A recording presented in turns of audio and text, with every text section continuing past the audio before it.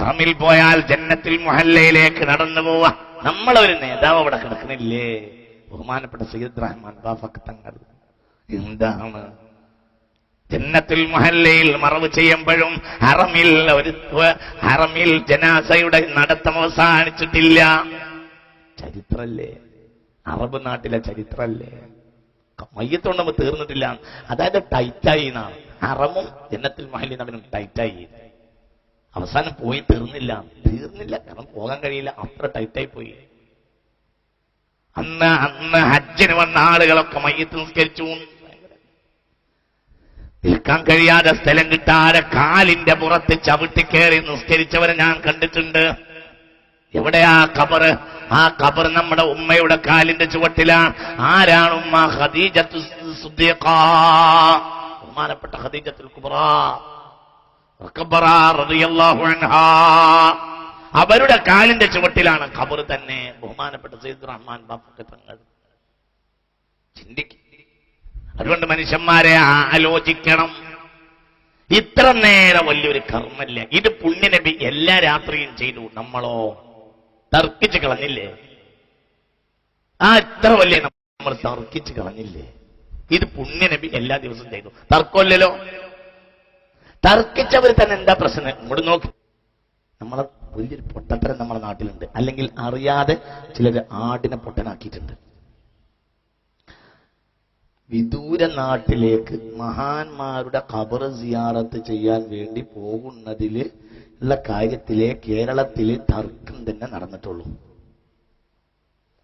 സ്വന്തം മാതാപിതാക്കളുടെയും സ്വന്തം നാട്ടിലെ പള്ളിപ്പറമ്പും പോയിട്ട് ദിവസമേന സിയാറത്ത് ചെയ്യുന്ന കാര്യത്തിൽ തർക്കം നടന്നിട്ടില്ല. പക്ഷേ ഈ തർക്കത്തെക്കുറിച്ച് പോലും പൊതുജനത്തിന് മനസ്സിലാക്കി കൊടുത്തില്ല. പക്ഷേ രണ്ടാമത്തെ ചേരി എന്ത് ചെയ്തു? ഇതിന്റെ മറ പിടിച്ചിട്ട് സിയാറത്തിനെ അടിച്ച് മറവ് ചെയ്യാനാണ് അവർ ശ്രമിച്ചത്. മനസ്സിലായില്ല. എന്തുകൊണ്ട്? പള്ളിപ്പറമ്പില്ലാത്ത പള്ളി സംസ്കാരം ഇവിടെ സുന്നി അല്ലാത്തവരാണ് കൊണ്ടുവന്നത്.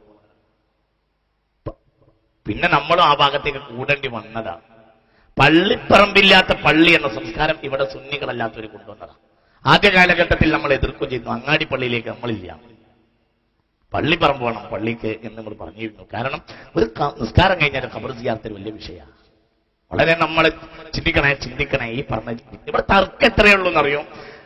ലാ തുശദ്ദുൽ റിഹാലു ഇല്ലാ ഇലാ സലാസത്തി മസാജിദ. വാഹനം കെട്ടിയിട്ട് ദൂരനാട്ടിലേക്ക് സിയാറത്ത് പോകേണ്ടതുണ്ടോ അല്ലേ? ഈ ഒരു തർക്കം നടന്നിട്ടേ ഉള്ളൂ. അത്തർക്കത്തിൽ തന്നെ അർത്ഥമില്ല. വേറെ വിഷയം. മനസ്സിലാവുന്നുണ്ടോ പറഞ്ഞത്? നിങ്ങൾക്ക് മനസ്സിലാവുന്നുണ്ടോ പറഞ്ഞത്? പക്ഷെ അതിന്റെ മറവിൽ എന്തുണ്ടായി എന്ന് വെച്ചാൽ, ഈ തർക്കം കൊണ്ട് എന്താ ഉണ്ടായത്? യഥാർത്ഥ ഖബർ സിയാറത്ത് അതിൽ തർക്കം പോലും ഇല്ല. പക്ഷെ ആ കർമ്മം പോലും പിന്നെ നാട്ടിൽ നടന്നില്ല. അതായത് എതിർച്ചേരി അറിഞ്ഞോ അറിയാതെയോ സിയാറത്തിനെ തന്നെ നിരുത്സാഹപ്പെടുത്തുകയാണ് ചെയ്തത്. അതിൽ കുറെ ആളുകൾ കൂടുകയും ചെയ്തു. പിന്നെ തർക്കിക്കാൻ വേണ്ടി നമ്മൾ ആളുണ്ടായി, കർമ്മത്തിന് ആളുണ്ടായില്ല. അത് നമ്മളൊരു സോക്കണമാണ്. അതായത് തറാവി 20 8 നമ്മൾ 11 തർക്കിക്കും, നിസ്കരിക്കില്ല. അങ്ങനെയാണ്. തറാവി നിസ്കരിക്കില്ല, എന്ത് ചെയ്യും? തർക്കിക്കും. തറാവി 20 ആണോ 11 ആണോ? ഈ തർക്കം കൊണ്ടാണ് നേരം കളയും. എന്തുണ്ടാവില്ല? നിസ്കരിക്കാൻ വരണ്ടാവില്ല. നിസ്കരിക്കണം, തർക്കത്തിനില്ല, തർക്കക്കാരൻ നിസ്കാരത്തിനില്ല. ഇതാണ് അവസ്ഥ. അതാലോചിക്ക്. അത് ഉറപ്പല്ലേ? നമ്മൾ പള്ളി ചെന്നാൽ ആരാ? ഈ തർക്കത്തിലൊന്നുമില്ലാത്ത കുറെ ആവുലായി ആയ കൗമാണ് നിസ്കരിക്കുക. അവർ തർക്കത്തിനില്ല, തർക്കക്കാരൻ നിസ്കാരത്തിനില്ല. അപ്പൊ ഈ വിഷയം എന്താ സംഭവിച്ചതെന്ന് ചോദിച്ചാല്, അനാവശ്യമായ തർക്കങ്ങൾ ഇതിന്റെ പേരിൽ ഊടി വീർപ്പിച്ചു കൊണ്ടുവന്നു. ഏതുപോലെ? നിസ്കാര കൂട്ടുപ്രാർത്ഥനയുടെ കാര്യം പോലെ ഒറ്റ കാര്യത്തിൽ തർക്കം നടന്നിട്ടുള്ളൂ. കൂട്ടുപ്രാർത്ഥന വേണോ എന്ന കാര്യത്തിൽ തർക്കം നടന്നിട്ടില്ല. തർക്കം നടന്നത് നിസ്കാരശേഷം കൂട്ടുപ്രാർത്ഥന വേണോ വേണ്ടേ എന്നുള്ള കാര്യത്തിലാണ്. പക്ഷെ അതുകൊണ്ട് എന്താ ഉണ്ടായത്? കൂട്ടുപ്രാർത്ഥനയോട് തന്നെ ഒരു അവജ്ഞ സമൂഹത്തിൽ വളർന്നു. തർക്കം ഇത്രയുള്ളൂ. എന്ത്? കൂട്ടുപ്രാർത്ഥന വേണോ എന്ന കാര്യത്തിൽ തർക്കം നടന്നിട്ടേ ഇല്ല. അതിൽ നടന്നിട്ടേ ഇല്ല. ഇത്രേ തർക്കം നടന്നിട്ടുള്ളൂ. എന്ത്? നിസ്കാരശേഷം ഒരു കൂട്ടുപ്രാർത്ഥന വേണോ വേണ്ടേ?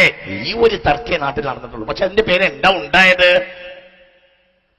കൂട്ടുപ്രാർത്ഥന നടത്തുന്ന കൂട്ടരും കൂട്ടുപ്രാർത്ഥന നടത്താത്ത കൂട്ടരും, രണ്ടു കൂട്ടരായി. ഒരു മയ്യത്തെടുക്കുന്ന നേരത്തെ ഒരു ദ്വാഴ്ചയില്ല. ഇല്ലേ? ഒന്ന് പറയേ. ഇല്ലേ? എന്തോ ഒരു കുറ്റം പോലെയാണ്. മയ്യത്തെടുക്കുന്ന നേരത്തെ ഒരു വലിയ മനുഷ്യന്മാർ മനസ്സ് പൊട്ടി നിൽക്കുന്ന നേരല്ലേ റബ്ബന ആത്തിന ഫിദ്ദുനിയ ഒന്നുമില്ലെങ്കിൽ അത് പറഞ്ഞടോ, അല്ലാഹു ഗഫിർ ഒന്നൊന്നും പറഞ്ഞാടോ, അത് കൊടുക്കില്ല, ചെയ്യൂല. എന്തോ കോയമ്പത്തൂരിലേക്കുള്ള പാർസൽ സാധനം കൊണ്ടുപോകും പോലെ പെട്ടെന്ന് കൂട്ടി അള്ള മനസ്സിലാവും, ഒറ്റപ്പാച്ചിൽ.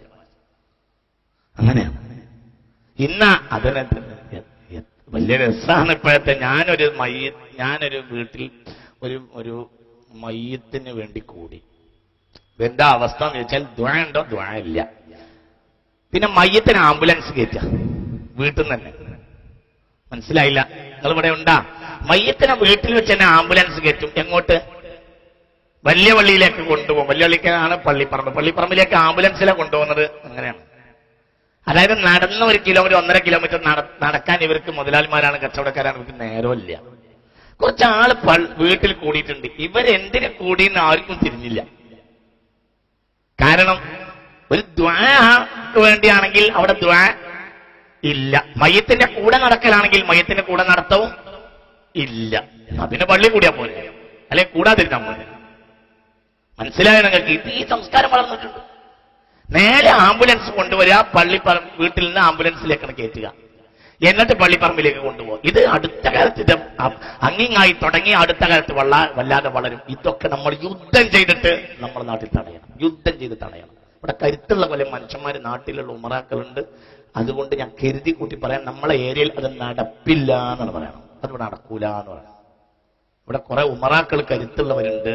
ആ ആംബുലൻസ് കയറ്റിയിട്ട് അങ്ങോട്ട് വിടുക, എന്നിട്ട് ബാക്കിലുള്ള ഒരു മോട്ടോർ സൈക്കിളിൽ പോകുക എന്നുള്ള പരിപാടി നടക്കൂല എന്ന് തന്നെ പറയണം. മയ്യത്തിന്റെ കൂടെ പോകുന്നവർ വാഹനത്തിൽ കയറിയാൽ കൂലി കിട്ടൂല, ഉറപ്പ്, സംശയമില്ല, തർക്കമില്ല. മനസ്സിലായോ? മയ്യത്തിന്റെ കൂടെ പോകുന്ന ആളുകള് യാത്ര വാഹനത്തിൽ കയറിയാൽ കൂലി കിട്ടുകയല്ല. ബിത്തിഫാഖിൽ അയിമ്മത്തിൽ അർബഅ, തർക്കമില്ലാത്ത മസലയാണ്. മയ്യത്തിന്റെ കൂടെ പോകുന്നവർക്ക് കൂലി കിട്ടണമെങ്കിൽ യംശൂന അലാ അഖ്ദാമിഹിം, അവരെ കാലുകൊണ്ട് നടക്കണം. ആര് പഠിപ്പിച്ചു? ഹബീബായ മുഹമ്മദ് നബി. നല്ല വെയിലുള്ള നട്ടുച്ച പകലായിരുന്നു. മുസ്തഫ നബി സല്ലല്ലാഹു അലൈഹി വസല്ലം തങ്ങൾക്ക് വാഹനത്തെ കൊണ്ടുവന്നിട്ട് വാഹനത്തിൽ കയറിയില്ല. മടങ്ങിപ്പോണപ്പോൾ ആളുകൾ ചോദിച്ചു, നബി വലിയ വിഷമവും ക്ഷീണമായെന്ന് കണ്ടപ്പോഴാണ് അങ്ങേക്ക് ഞങ്ങൾ വാഹനത്തെ കൊണ്ടുവന്നത്. അപ്പോൾ പറഞ്ഞു, കൈഫ അർകബു തംശി മലായികത്തുല്ലാഹ്, അള്ളാന്റെ മലക്കുകൾ പോലും നടക്കുമ്പോൾ ഞാൻ വാഹനത്തിൽ കയറ്. മയ്യത്തിന്റെ കൂടെ അള്ളാന്റെ മലക്കുകൾ പോലും നടക്കുകയായിരിക്കുമെന്ന് പുണ്യനബി. പ്രകാശം പോലെ സഞ്ചരിക്കുന്നവരാ മലക്കുകൾ. ആ മലക്കുകൾ മയ്യത്തിന്റെ കൂടെ നടക്കണില്ല. മനസ്സിലായി? കൈഫാർക്കബു തംശി മലായികത്തുല്ലാഹ് എന്ന് പുണ്യനബി. അതുകൊണ്ട് മുഅ്മിനീങ്ങളെ ചിന്തിക്കണം. അനാവശ്യമായ തർക്കത്തെ വളർത്തിക്കൊണ്ടുവന്നത് സമുദായത്തെ നാമാവശേഷമാക്കി പോയി. ഇത്തരം ആളുകൾ ചിന്തിക്കണം. അവർക്കൊന്നും ആ പരിപാടി തന്നെയല്ല. നിസ്കാരം കഴിഞ്ഞ് പള്ളിപ്പറമ്പിലേക്ക് ഇറങ്ങുന്ന പരിപാടി സുന്നികളല്ലാത്തൊരു പള്ളിയിൽ നടക്കാറേ ഇല്ല. എന്നാൽ ഈ വിഷയത്തിലോട്ട് തർക്കമില്ല. എന്തേന്ന് വെച്ചാൽ ലക്ഷ്യം എന്തായിരുന്നു? ലക്ഷ്യം ഇതൊക്കെ ഇവിടെ കൊന്നുകളയലായിരുന്നു അവരുടെ താല്പര്യം എന്ന് മനസ്സിലായി. ഒന്നും വിചാരിക്കരുത്. ചേകനൊരു 3 വക്കത്ത് നിസ്കരിച്ചാൽ മതി എന്ന് പറഞ്ഞു 2 വക്കത്ത് ഒഴിവാക്കിയിട്ട് ഇവിടെ പരിസരത്തൊരു അന്ന് ചേകനൂരി താല്പര്യമുള്ള ഒരു മനുഷ്യന്റെ വീട്ടിൽ ചേകനൂര് താമസിച്ചു 3 ദിവസം. എന്നിട്ട് ഒറ്റ വക്കത്ത് നിസ്കരിച്ചില്ല. മനസ്സിലായില്ല? നിസ്കാരം 5 ഇല്ല 3 ഉള്ളൂ എന്ന് ചേകനൂര് പറഞ്ഞു. പറഞ്ഞിട്ട് ചേകനൂര് ഇവിടെ അടുത്ത് മുക്കത്തിനടുത്ത് ഒരു ധനാഢ്യന്റെ വീട്ടിൽ 3 ദിവസം ഒരു പുസ്തകം എഴുതാൻ വേണ്ടി ചേകനൂര് താമസിച്ചു. മാളികയുടെ മുകളിൽ 3 ദിവസം താമസിച്ചിട്ട് ഒറ്റ വക്കത്ത് ചേകനൂര് നിസ്കരിച്ചെന്നല്ല. 3 ദിവസം നിസ്കരിച്ചില്ല. ഞാൻ പിന്നെ ഈ ആചാര്യ അയാൾ ചേകനൂരല്ല അങ്ങനെ സംസാരിച്ചപ്പോ ചോദിച്ചു, പിന്നെ എന്തിനാ ആചാര്യ അയാൾ 3 വക്താണ് നിസ്കാരം എന്തിനാ അയാൾ പറഞ്ഞത്? അതും അയാൾ നിസ്കരിച്ചിട്ടില്ലെങ്കിൽ പിന്നെ എന്തിനാ അയാൾ പറഞ്ഞു? അപ്പൊ ഈ ആചാര്യ എന്നോട് പറഞ്ഞു, നിങ്ങൾ റോഡ് സൈഡിലൊക്കെ വലിയ വലിയ മരം മുറിക്കുമ്പോ ആദ്യം കൊമ്പ് തള്ളിയിടുന്നത് നിങ്ങൾ കണ്ടിട്ടില്ലേ എന്ന് ചോദിച്ചു ഇയാൾ. വലിയ വലിയ മരം മുറിക്കുമ്പോ കൊമ്പ് തള്ളിയിടും. എന്തിനാ കൊമ്പ് തള്ളിയിടുന്നത്? സുഖത്തിൽ അടി മുറിക്കാൻ വേണ്ടിയാണ്. ആദ്യം 2 ഒഴിവാക്കിയത്, പിന്നെ സുഖത്തിൽ 3 കൂടി ഒഴിവാക്കാൻ വേണ്ടിയാണ്. അതാണ് ഇവിടെ പലരും ചെയ്തത്. വെറുതെ കോലാലങ്ങൾ. അതായത് അന്യദിക്കിലുള്ള മഹാന്മാരെ സിയാറത്ത് ചെയ്യുന്ന ചർച്ചയുടെ പിന്നാലെ കൂടിയിട്ട് സ്വന്തം പള്ളിപ്പറമ്പിൽ പോലും സിയാറത്തില്ല. ഇല്ല. എന്തുകൊണ്ട്? അത്ര വലിയൊരു പ്രധാനപ്പെട്ട കാര്യത്തെ കൊന്നു. ഇത് വലിയ വിഷയം തന്നെയാണ്. അല്ലെങ്കിൽ അവർ മറുപടി പറയണം. ഞാനൊരു വേദന പറയാണ്. ഞാൻ തർക്കത്തിനുമില്ല ബഹളത്തിനുമില്ല, പക്ഷെ ഇതൊരു വേദനയാണ്. ഏറ്റവും പ്രധാനപ്പെട്ട ഒരു അനാവശ്യമായ തർക്കത്തെ കൊണ്ടുവന്നിട്ട് വളരെ അത്യാവശ്യം എല്ലാ രാത്രിയിലും ഈ ഹരീത് ബുഖാരിയിലും മുസ്ലിമിലും ഒക്കെ വ്യക്തല്ലേ. അനായിഷത്ത് റളിയല്ലാഹു അൻഹാ, ഐഷാ ബീവി പറയാ റളിയല്ലാഹു അൻഹാ, മുസ്തഫ നബി സല്ലല്ലാഹു അലൈഹി വസല്ലം ഇന്റെ അടുത്ത് വന്നാൽ രാത്രി തഹജ്ജുദ് നിസ്കരിച്ച് ഖിയാമുൽ ലൈൽ കഴിഞ്ഞാൽ ബഖീഉൽ ഹബീബാൻ നബി സല്ലല്ലാഹു അലൈഹി വസല്ലം നേരെ ഖുബൂറൽ അഹ്ലിൽ ഖബറിന്റെ ഖബറിന്റെ അരികിലേക്ക് റസൂലുള്ളാഹി പോകും.